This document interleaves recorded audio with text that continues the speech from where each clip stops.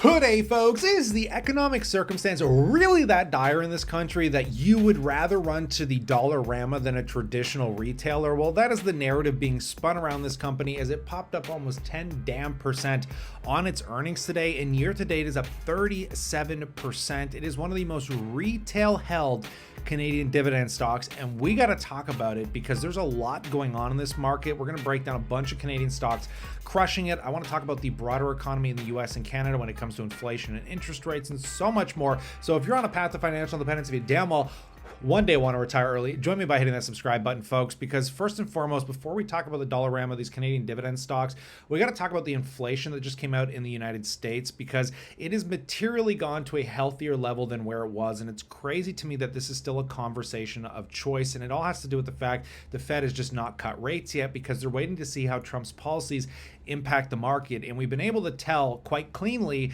that it isn't really impacting the markets in any material way, because inflation for May came down at 0.1%. But you have to understand they calculate all the interest based on the trailing 12-month interest. So you usually hear this number that interest was up 2.4% and it was higher than the expected 2.3. But God knows we are nowhere near the insane 9% where we were in 2022. And this might be the first president in US history to actually cause a recession, because tariffs, though inflationary, the fact is a lot of people stopped traveling to the United States. A lot of people are getting pushed out. It's really slowing down gross domestic product, which is just basically me and you transacting dollars.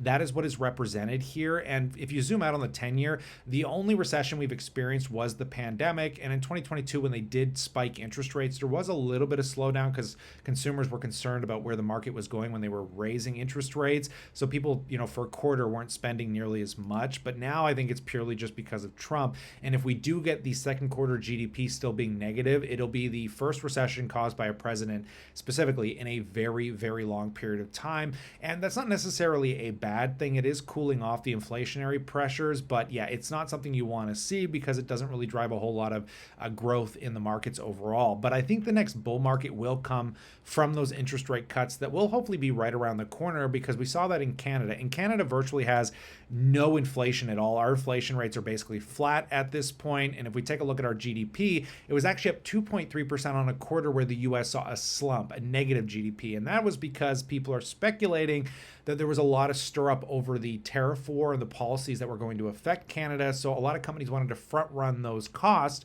by buying it all up before they would have to deal with it. Now, I don't know how true any of that is, because the Christmas quarter was 2.3% in 2024 and the quarter prior was 1.9%, where comparably, if you look at the first quarter, let's say, of even 2023, that was 2.4%, and it was 0.8% in Q1 of 2024. So if we get another quarter of growth or reasonable GDP growth, it's going to prove that Canada is actually in a way better place than anybody actually would have anticipated, especially on the back of the new economic policies the US is implementing to damage Canada. So this is just proving that Canada might be stronger than a lot of people, thought. And I think we're going to take a look at how much, Canada's economy has grown, especially with all these other countries, with the exception of the US and Japan.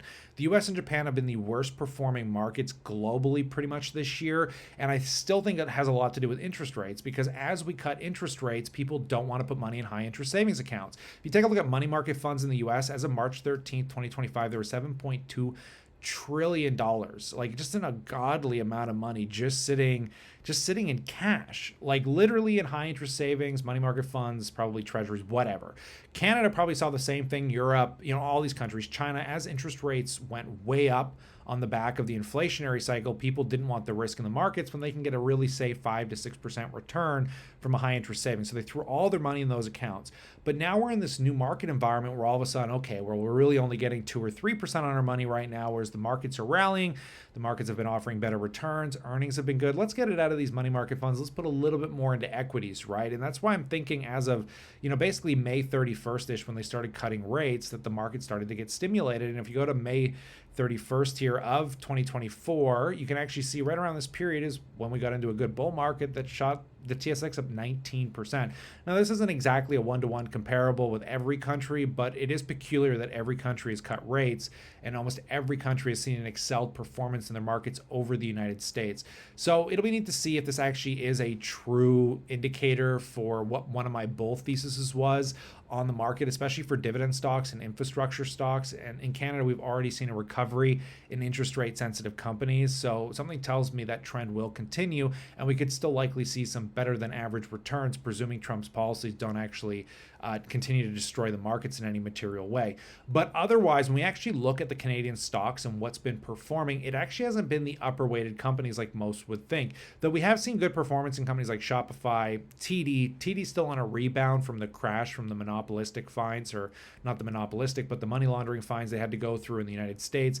But otherwise, like, these top rated companies haven't been like the best performers this year, like Enbridge, Brookfield. But when you scroll down, where the real performance has been in the lower, I'm going to say like lower mid cap, like the 10 to 50 billion dollar range.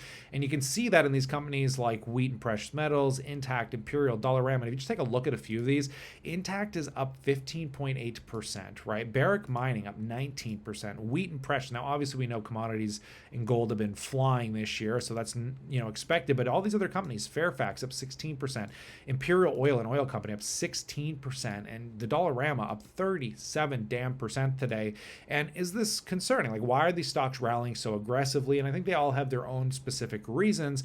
And to be honest, I'm starting to think there is some glut, some greed going on. This isn't the market where I was super excited to be buying companies like this. And to be fair, as we break down these earnings, I don't think you're going to be overly excited about the Dollarama either. It is becoming one of the most retail-held companies in Canada. And we're going to read some articles because they're kind of comparing this to what consumers are doing. But if anyone doubted the Canadian economy was hurting these days, and quite badly to boot, prepare for, I love that, to boot. A boot. It sounds totally written by a Canadian. Prepare for perhaps the biggest sign that is not covered in the moving neon, which probably related to the sign here. Canadian discount retailer Dollarama posted its earnings and saw an impressive surge as customers turned to the retailer for, among other things, discount groceries.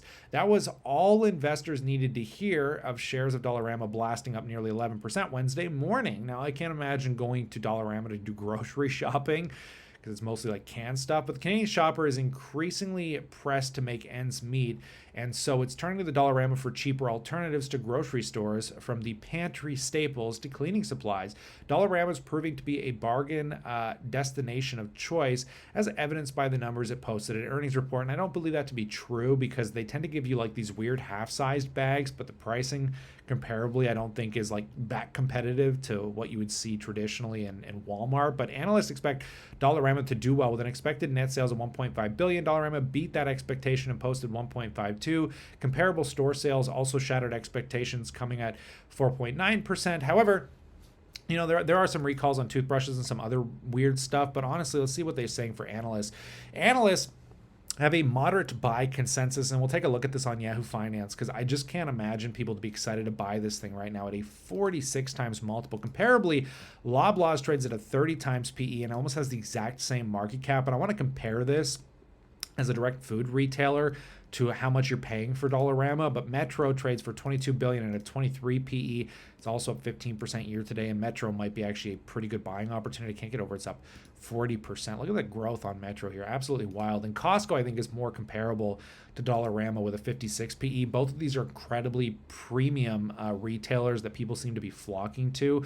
But again, let's just dive into this a little bit more in depthly, because if you look at the revenue, first and foremost, Dollarama is generating about expected $6 billion here in annual revenue, and gross profit around $2.8 billion. Comparably, Loblaws is doing a whopping $61 billion in revenue and $19 billion in gross profit. I mean, how crazy that is comparably. So it kind of goes to show, like, holy crud, like, the premium that Dollarama is getting from a revenue and gross profit standpoint. Now, keep in mind, when we actually look at the statistics here, Dollarama is considerably stronger. Their profit margins are 18% and operating margins at 26%. Comparably, Loblaws, it has a 3% and a 6% operating and profit margin. And that's just because, obviously, like, I think I'm not going to say it's like cheap junk, but like Dollarama is buying things considerably cheaper overseas. and marking them up quite dramatically. And I think when you go look at the dollar stores in the United States, they haven't been performing nearly as well because Trump has been tariffing a lot of the products that they primarily sell. So again, I'm not saying these are the best comparables, but I'm just saying when you look at the revenue and some of the comparable growth, it's just crazy that the Dollarama is trading at such a hefty premium. But if you take a look at institutional ownership here, it's only 45.35%. Loblaws is comparably only 20%, but just keep in mind 53% is insider held, whereas Dollarama only has 1.97% insider ownership. So it's mostly retail that is buying up the Dollarama, and I think it's really driving up some of the valuation metrics here. Because I mean, just take a look at this. I mean, the growth here, it's not like Google. I mean, Google's trading down this year, and its growth rates are comparably nuts. You know, when you look at the dollar store, and obviously we can't compare tech to a company like this, but let's just take a look at the raw numbers here, because sales went from 1.4 to 1.5 billion. Yeah, the earnings were up quite nicely. They were able to, do some, underlying, adjustments here that really drove up the basic earnings per share from 77 cents to 97 cents. But when you look at the actual growth numbers, they're only up 8.2%. Comparable store sales increased 4.9%. These are like single digit growth rate numbers, things that I would, suspect from a company like this. Like for traditional retailer, these numbers are better than Pepsi's, mind you, but they're not like jaw dropping, like, oh my God, I have to run into this. Obviously, EBITDA increased 18.8%. So there are some efficiencies going on, and that could be, maybe some of the interest rate sensitivity. They did open up a few more stores comparably to last year. There's 22 new stores. Obviously, this isn't a bad company. I'm not saying it's a terrible company by any metric, but it's not a cheap company anymore. And the growth rates, I just don't think justify this insane chart value that it clearly retailer just diving into like there's no tomorrow right now. So comparably, the Canadian markets are in one of the most intriguing places they've been in a while.